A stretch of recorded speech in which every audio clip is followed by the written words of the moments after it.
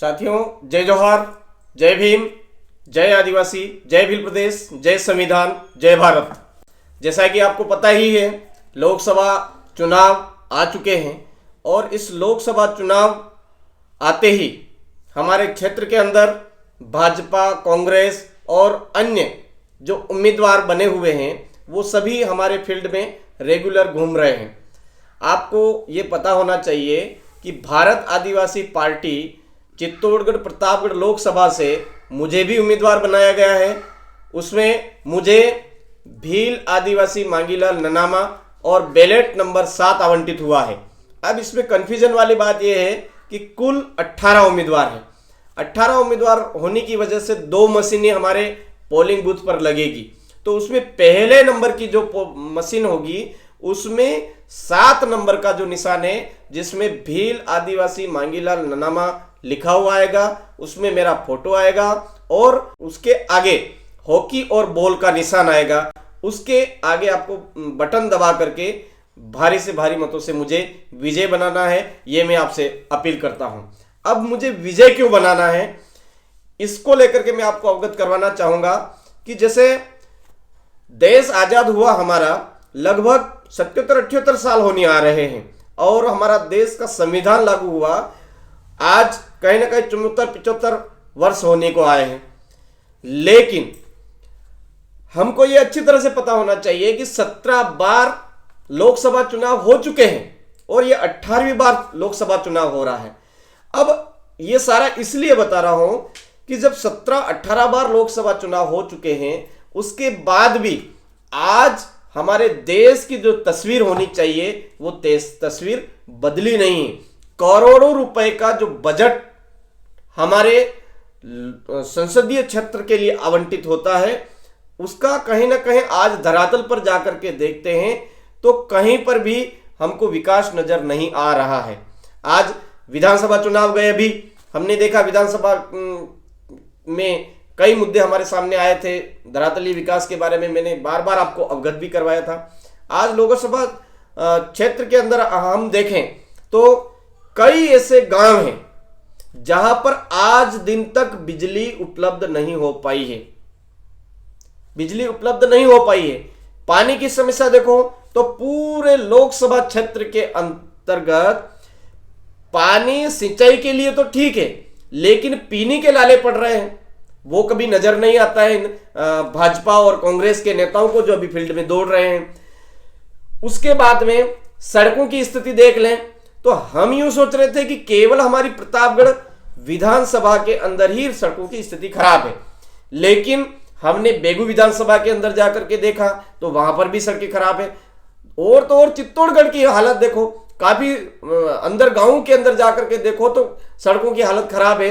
हमारी कपासन के अंदर जाकर के देखो, हमारी मावली के अंदर जाकर के देखो, वल्लभ नगर के अंदर जाकर के देखो, बड़ी सादड़ी के अंदर जाकर के देखो, निम्बाड़ा के अंदर जाकर के देखो, तो किसी भी विधानसभा के अंदर ऐसा नहीं है कि सड़कें बिल्कुल सुव्यवस्थित ढंग से हमको मिल पा रही है।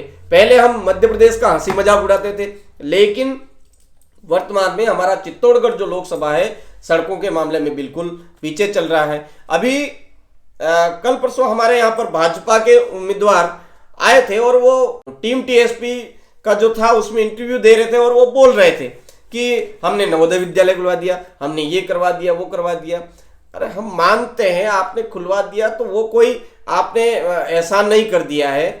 हम आज आपसे पूछना चाहते हैं कि प्रतापगढ़ विधानसभा के अंदर कितने बीएड कॉलेज हैं, कितने एसटीसी कॉलेज हैं, कितने हमारे एग्रीकल्चर को लेकर के हैं, कितने पॉलिटेक्निक कॉलेज हैं, लोगों के स्वरोजगार के लिए, युवाओं के स्वरोजगार के लिए कौन सी योजना आपने लागू करी, पानी के लिए कहां पर कौन कौन से बांध बनाए हैं, कैसे आपके पानी उपलब्ध करवाने के लिए क्या किया गया है। ये सारी चीजें जब पूछते हैं तो वो कहीं ना कहीं घुमा फिरा करके जवाब देते हैं।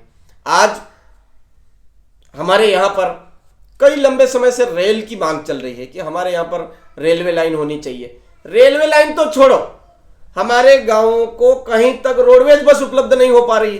कई सारे ऐसे गांव हैं जहां पर आज भी सुबह से शाम तक बस का इंतजार करना पड़ता है जीप के अंदर जान जोखिम में डाल करके लोगों को जाना आना पड़ता है, टेम्पो में जान जोखिम में डाल करके जाना आना पड़ता है, और कहीं ना कहीं पुलिस प्रशासन ताक में रहता है कि ये लोग जा रहे हैं टंगा करके, तो हमको भी चालान के रूप में, फिर टैक्स के रूप में वो भरना ही पड़ता है बेचारों को। तो ये स्थिति हमारे देश की है। और आज ये जो आते हैं बड़े बड़े भारत देश का मेक इन इंडिया, पता नहीं कौन कौन से इंडिया की बात करते हैं। मैं आपको पिछले जो 10 साल के जो कार्यकाल रहा है भाजपा का भी बताना चाहता हूं। कोरोना काल में आम जन कितना परेशान हुआ, उसका मुख्य जिम्मेदार कौन है? आप विचार करिए इस बात को लेकर के। सबसे ज्यादा पशुतापूर्ण जो व्यवहार किया वो भाजपा की सरकार ने किया है।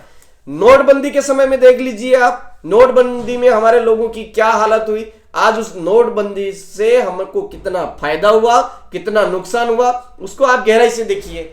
महंगाई के बारे में देखिए, महंगाई आज कितनी लेवल तक बढ़ चुकी है, आम जन कितना परेशान है वो आप अच्छी तरह से जानते हो। अभी और भी एक भाई का इंटरव्यू था, उसमें मैंने देखा था, एक गांव में जाकर के पूछ रहे हैं कि आपका मकान कच्चा है, आपका पानी उपलब्ध है, खूब समस्या है, सड़क की समस्या, बहुत सारी समस्या है, लाइट की आती है जाती है, आती है जाती है वाला सिस्टम चलता है, वोट किसको दोगे? तो वो कह रहा है भाजपा को। भाई जब आज हमारे जो लोग हैं, इस क्षेत्र की जनता है, उनका मानसिक लेवल ही इन लोगों ने बढ़ने नहीं दिया, वो कांग्रेस और भाजपा जिम्मेदार है। क्यों?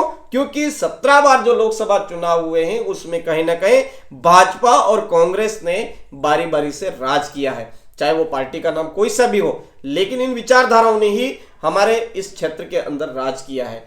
तो हम सबको ये पता होना चाहिए कि आज हमारी जो धरातलीय बुनियादी सुख सुविधाएं हैं, हमारे यहाँ पर जो प्रदेशाध्यक्ष महोदय भाजपा के और वर्तमान में हमारे लोकसभा क्षेत्र चित्तौड़गढ़ से उम्मीदवार है, जिस दिन वो प्रतापगढ़ के अंदर उनका दौरा था, उस दिन एक ऑक्सीजन समय पर नहीं मिलने की वजह से एक आदमी की मौत हो जाती है। अब सीपी जोशी जी जो हमारे ये भाजपा के उम्मीदवार हैं, वो बड़े बड़े कहते हैं कि हम स्वास्थ्य सुविधाओं में ये कर देंगे। उनको 10 मिनट की फुर्सत नहीं मिली हॉस्पिटल में जाकर के हॉस्पिटल की व्यवस्थाओं को देखने की। उनको केवल उनके प्रचार की चिंता थी। वो हॉस्पिटल में जाकर के जो स्वास्थ्य सुविधाएं हैं उनको तक नहीं देख पाए। आज स्वास्थ्य सुविधाओं के मामले में देखिए, किसी भी विधानसभा के अंदर में दौरा किया है, मैंने घुमा हूं मोटरसाइकिल से, तो मुझे ये मिला है कि कहीं पर भी स्वास्थ्य सुविधाएं हमारे को आज पर्याप्त मात्रा में नहीं उपलब्ध हो पा रही है। जो मिलनी चाहिए वो नहीं मिल रही है, और मिल भी रही है तो घूसखोरी के माध्यम से मिल रही है, भ्रष्टाचारी के माध्यम से मिल रही है। आज डिलीवरी करवाने के लिए भी हमारे लोगों को कहीं ना कहीं डायरेक्ट इनडायरेक्ट पैसे देने पड़ रहे हैं, अनावश्यक परेशान होना पड़ रहा है। प्रत्येक हॉस्पिटल के अंदर, हम गवर्नमेंट हॉस्पिटल के अंदर ब्लड डोनेट करने वालों की कभी कोई कमी नहीं पड़ती, एक के बाद में एक ब्लड डोनेट करते हैं, लेकिन मरीजों को कभी ब्लड जिसको जरूरत होती उस समय में अंधाधुंध ब्लड दिया ही नहीं जाता, उसको अनावश्यक परेशान कर दिया जाता है, यहां तक कि वो मौत के मुंह में चला जाता है तो भी ब्लड नहीं दिया जाता है। ये इनकी शासन व्यवस्था है मेरे साथियों। और हम लोग आज अंधे होकर के बीजेपी बोल रहे हैं, अंधे होकर के कांग्रेस बोल रहे हैं। थोड़ा विचार करिए, देश आजाद हुआ, संविधान लागू हुआ, हमारा 75 साल हो गए हैं, आज चुनाव हुए, आज कम से कम कितने 17वीं 18वीं बार चुनाव, 18वीं बार इस बार चुनाव होगा। तो ये सारी चीजें हमको थोड़ा सा गहराई से देखने की जरूरत है कि कब तक ये लोगों को बेवकूफ बना बना करके हमारे ऊपर राजनीतिक रोटियां सेकते रहेंगे। आपको ये पता होना चाहिए कि हमारा अभी भाजपा बोल रही है कि अब की बार 400 पार। ऐसा काम क्या कर दिया जो अब की बार 400 पार? वो क्या करना चाहते हैं उस चीज को समझिए। बार बार बोल रहे हैं संविधान बदलने की, उनके अंतर मन की जो बातें हैं वो कहीं ना कहीं भाजपा के नेता उजागर कर रहे हैं। आप विचार करिए, अब की बार 400 पार, आज संविधान बदलने की बात कर रहे हैं, देश का कानून बदलने की बात कर रहे हैं, मतलब देश के अंदर कहीं ना कहीं तानाशाह शासन लाना चाहते हैं। संविधान बदलना मतलब मानव जीवन का जो अस्तित्व है उसको खतरे में डालना है। आज जल, जंगल, जमीन आज कहीं ना कहीं पूंजीपति लोगों के कब्जे में लाने के लिए संविधान बदलने की बात किया जा रहा है। आरक्षण को खत्म करने के लिए कभी किस किस तरह की आवाज उठाई जा रही है। आज हमारे एसटी, एससी, ओबीसी आरक्षित वर्ग जो है उनको सोचना चाहिए कि हमारे बाल बच्चों की मुंडी काटने की बात की जा रही है, एक तरह से उनका जीवन खतरे में डालने की बात की जा रही है, तो हम उसके बावजूद भी हम भाजपा और कांग्रेस कर रहे हैं क्यों भाई? हमको समझने की जरूरत है कि ये जो संविधान बदलने की बात करने वाले लोग हैं वो तानाशाह शासन लाना चाहते हैं। हमको गलती से भी भाजपा और कांग्रेस को वोट नहीं करना, ऐसा मैं आपसे निवेदन करना चाहता हूं। आज पवन चक्कियां हमारे प्रतापगढ़ जिले के अंदर लगी हुई है, लेकिन पवन चक्कियों से जो उपलब्ध बिजली है वो स्थानीय लोगों को मिल ही नहीं पा रही है, वो पता नहीं कहां जा रही है। अब हमको समझने की जरूरत है कि यह लोग केवल और केवल पूंजीपति लोगों के इशारों पर चल रहे हैं और पूंजीपति लोगों के इशारे के जरिए ही ये भारत देश को गुलाम बनाना चाहते हैं, भारत देश पर कब्जा करना चाहते हैं। इसलिए मैं आपसे निवेदन करना चाहता हूं कि भारत आदिवासी पार्टी बांसवाड़ा डूंगरपुर सीट पर राजकुमार जी रोत खड़े हुए हैं, दबा करके राजकुमार जी रोत को समर्थन दीजिए, राजकुमार जी रोत को जिताइए। हमारी उदयपुर जो सीट है उस पर प्रकाश चंद बूझ जो खड़े हुए हैं, आप दबा करके प्रकाश चंद बूझ को हॉकी और बॉल के निशान पर दबा करके वोट कीजिए और उसको जिताइए। रही बात चित्तौड़गढ़ लोकसभा की, चित्तौड़गढ़ लोकसभा के अंदर आपके सामने आपका छोटा भाई, आपका बेटा, आपका जो धरातलीय समस्या है उनसे पूरी तरह से जानकार, और ऐसा नहीं कि शिक्षा की कमी है, शिक्षा के मामले में भी कहीं ना कहीं मैं ज्यादा वो नहीं करूं, लेकिन आपको अवगत करवाना चाहूंगा कि मेरा MJMC है, master of journalism and mass communication, साथ ही MA इंग्लिश से हूं मैं, और लो मेरी 3rd ईयर अभी चल रही है, रेगुलर चल रही है, तो इस मामले में भी हम कमजोर नहीं हैं। और बाकी की कई सारी आपके बीच में भारत आदिवासी पार्टी के प्रति गलतफहमियां फैलाई जा रही होगी, उन सारी गलतफहमियों को नजरअंदाज करते हुए आपसे मेरा एक ही निवेदन है, बैलेट नंबर 7 जो 1 नंबर की मशीन रहेगी, बैलेट नंबर 7 भील आदिवासी मांगीलाल ननामा और उसके आगे हॉकी बॉल का निशान देख करके दबा करके वोट कीजिए और जिताइए।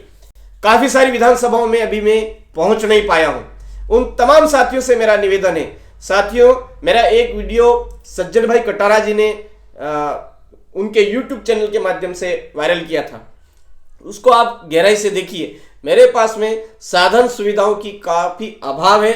मैं इस वीडियो के जरिए ही आपको यह मैसेज देना चाहता हूं कि आप जी जान लगा करके अपने आप को सांसद उम्मीदवार मान करके जी जान से मेहनत करें और अपने अपने फील्ड को मजबूत करें और ज्यादा से ज्यादा वोट हॉकी बॉल भारत आदिवासी पार्टी के समर्थन में दिलाएं, ये मैं आपसे आशा करता हूं। आप तमाम साथियों को खूब खूब जोहार। जय भीम, जय संविधान, जय भारत, जय आदिवासी, जय भील प्रदेश। आप सबकी जय।